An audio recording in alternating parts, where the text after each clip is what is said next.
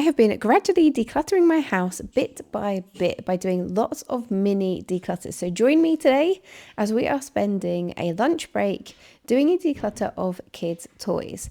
I had 30 minutes for today's declutter, and here is what it's looking like to start with. So we've already done a lot with our toy storage. We're using this coffee table as kind of like our toy rotation, and then we had the Kallax units at the back. So I set my timer and I had my big IKEA bag, and my plan for this declutter was to basically put a load of toys into the blue bag to put into my loft, and then I'm going to revisit those in the summertime, basically after about 6 months, and anything the kids haven't missed, haven't asked for, I am going to get rid of. So we already have a couple of big bags of toys in the loft, which I've sorted out in the past couple of months.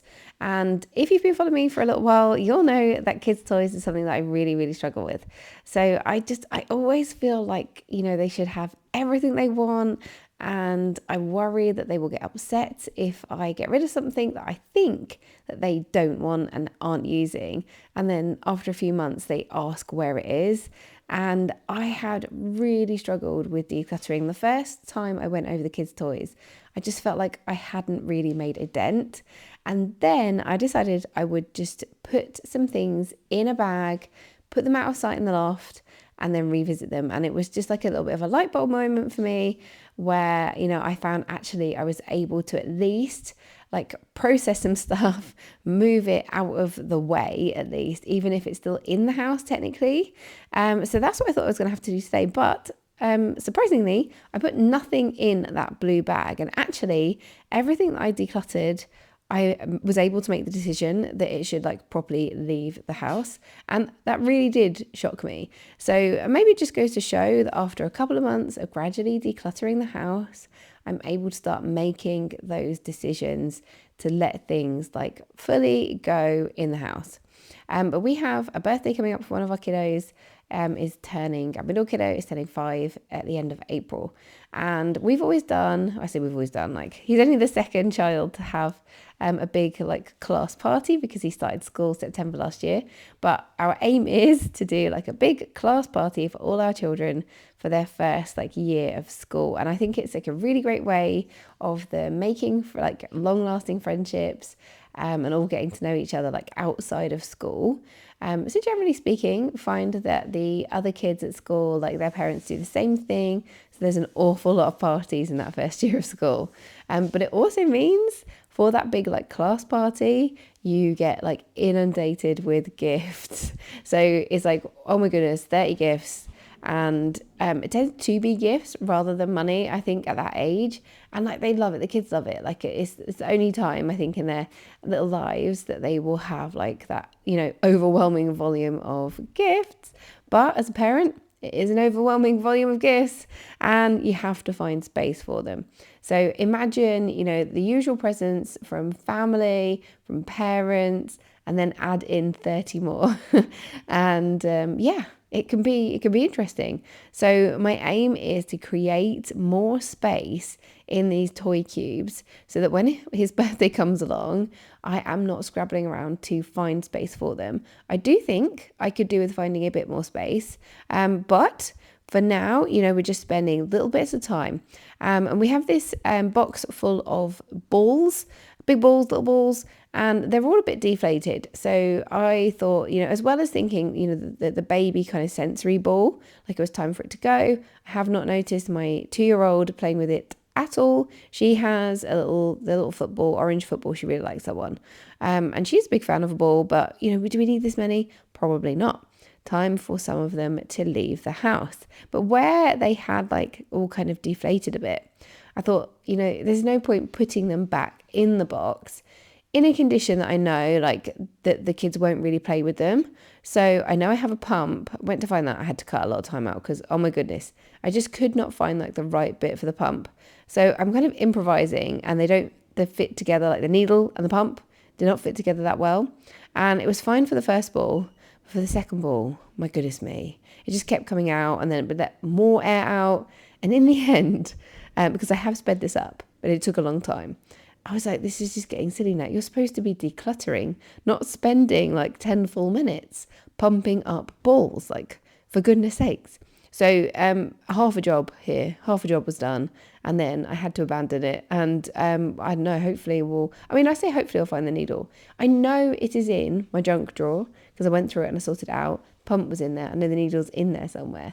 I just need to put everything out to find the right one. And I do not have the time for that today at all. So we also have some toys in this unit under our television. We have some games at the top, and then at the bottom we have our weaponry. Because we have two boys and a girl, but the boys are very into all their, army stuff and their dress up stuff, and there's so many swords in there. And I have moved some of them up into our loft area. They are sort of in amongst that group of toys that I'm going to revisit in the summer, and if they haven't asked for them, they will be leaving the house. But they're really enjoying playing with those, and they do play with them every week. So largely I'm leaving those untouched.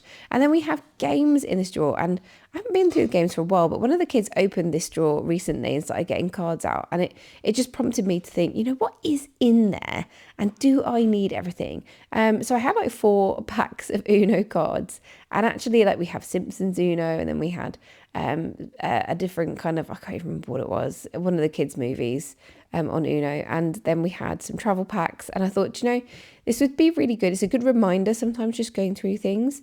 It would be really good to take 1 or 2 packs away on our summer holiday when we're going away in May, and then we can have those on the plane. It doesn't matter if they get ruined, and we can ditch a pack basically. And we've got other packs of stuff, different card games. Dobble in there. Dobble's a good one with kids. But even though it's a small amount to clear from the house, I was able to get rid of a couple of packets of cards and also just remind myself of some other stuff that I had. I had this book my friend got me, and it's to give you basically ideas for things to do in the house with kids, where the weather's not very good or for whatever reason you're kind of stuck indoors. And I have to say I have never used it, but also I had totally forgotten about it. So I was looking through it and I thought, there are a couple of things in here I really like the idea of. So I just wanted to see is this something I will use, or am I looking at this thinking that they are, impractical ideas for my energetic kids, or, whatever it may be. And I thought, do you know what? There are some things in there. So I'm going to challenge myself basically to use that book. So in the next few months, I need to start using it, come up with some ideas, and then, maybe pass it on after I have, used it up a bit and used some of the ideas, but use it or lose it.